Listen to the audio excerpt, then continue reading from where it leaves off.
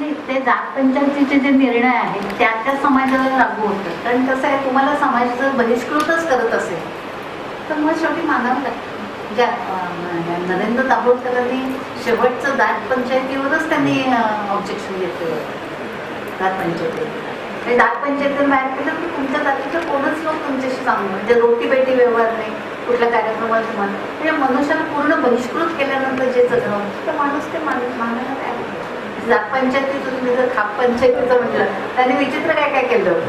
हां, खूप काय काय वेगवेगळे नियम केले होते जे योग्य नाही आहे. पण जोपर्यंत त्याला कोणी म्हणजे न्याय मागत नाही, अशा काही गोष्टींच्या बाबतीमध्ये कायदे नाही आहेत आणि अशा वेळेला तुम्हाला पब्लिक इंटरेस्ट लिटिगेशन किंवा रिट पिटिशन करावं. अजून अंधश्रद्धा निर्मूलनाचा वटहुकूम निघाला त्याच्या आधी आमच्या बायका देत होते की गंडे, म्हणजे मी देवदासी निर्मूलनाचं काम करते पण आमच्या बायका चांगलं कौल व्यू लावायच्या, गंडे दोरे द्यायच्या, सगळं त्यांना सांगायचं मी.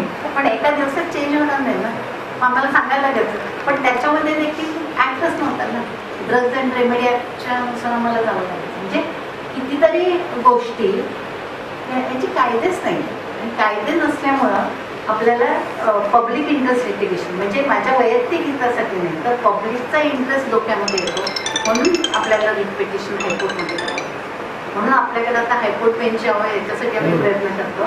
कारण माझं एक ऑब्जेक्शन मुद्दा मी सांगते की कितीतरी वर्ष 1 डिसेंबर हा आंतरराष्ट्रीय एड्स दिन म्हणून साजरा एक पानभर जाहिरात असते की एड्सला कुठली म्हणजे होऊ नये म्हणून लस नाही, प्रतिबंधात्मक लस नाही आणि कोणताही उपचार नाही. पण त्याच पेपरमध्ये हक फाउंडेशन म्हणून आहे जाहिरात येते की आमच्या औषधानं एखादी व्यक्ती पॉझिटिव्ह असेल तर ते निगेटिव्ह. काल का परवा मुलांच्या आरोग्य पुरवण्यामध्ये मुद्दाम ती कापून ठेवलेली आहे.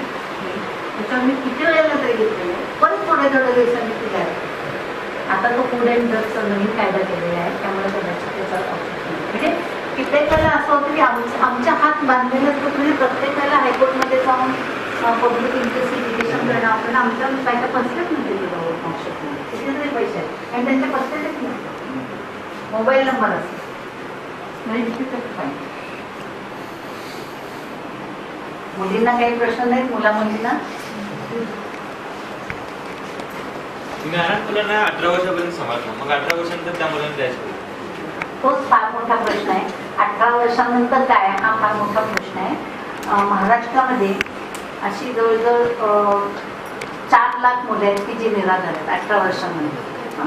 वन पॅरेंट किंवा बुद्ध पॅरेंट्स नसतील तर अनुरक्षण गृह म्हणून असतं त्यांना इंग्लिशमध्ये state home for men and women असं म्हणतात. त्या 18 ते 21 या वयापर्यंत त्यांना त्या संस्थेमध्ये ठेवतात जी पूर्णतः अनाथ आहे. त्या पिरियडमध्ये त्यांना वेगवेगळे एज्युकेशन दिलं जातं आणि मग 21 वर्षांनंतर बाहेर पडतात. पण आपल्याकडे फक्त 9 आहेत अशी संस्था आणि मुलींसाठी फक्त 1 आहे. कोल्हापुरात एक स्टेट होम फॉर मेन आहे पद्माराजी शाळेच्या समोर, पण त्याची कपॅसिटी फक्त 20 ते 22 म्हणजे इतकी मुलं आहेत. म्हणून आता असं केलेलं आहे की कर्मवीर भाऊराव पाटील स्वावलंबन योजना म्हणून सुरू केली. संवेदना म्हणून संस्था आहे तिथं म्हणजे अनाथ निराधार आमचे रेसिडेन्शियल स्कूल नाही आहे. आम्हाला आमची बेसिक पॉलिसी एक लक्षात ठेवा, सगळ्या जगामध्ये अशी पॉलिसी आहे की प्रत्येक मुलाला घर असायला पाहिजे आणि संस्थेत ठेवणं हा शेवटचा उपाय आहे. तर त्यामुळं आम्ही जे केलेलं आहे की जी मुलं आहेत जी अनाथ असतील तर ती आजी आजोबा काका मामी त्यांच्याकडे राहतात, त्यांच्यावर आम्ही सुपरविजन करत असतो. तर तुमच्या हक्काच्या लोकांच्याकडनं त्यांचे होम व्हिजिट स्कूल व्हिजिट करणं किंवा आम्ही रविवारी त्या मुलांना महिन्यातून 2दा बोलत असतो, त्यांच्यासाठी काही प्रोग्राम घेणं, सांस्कृतिक कार्यक्रम करणं असे काम करू शकतो. किंवा NSSच्या माध्यमातून एखादं साफसफाई करायचं असेल, एखादं कन्स्ट्रक्शन करायचं असेल तर ते करू शकतात. काही ठिकाणी प्रॉस्टिट्यूशन म्हणजे लिगली म्हणतात तर काही ठिकाणी इलिगल होते, तर असं नाही. हा मला पण पडलेला प्रश्न. एक लक्षात ठेवा, प्रॉस्टिट्यूशन इलिगल कधी आहे?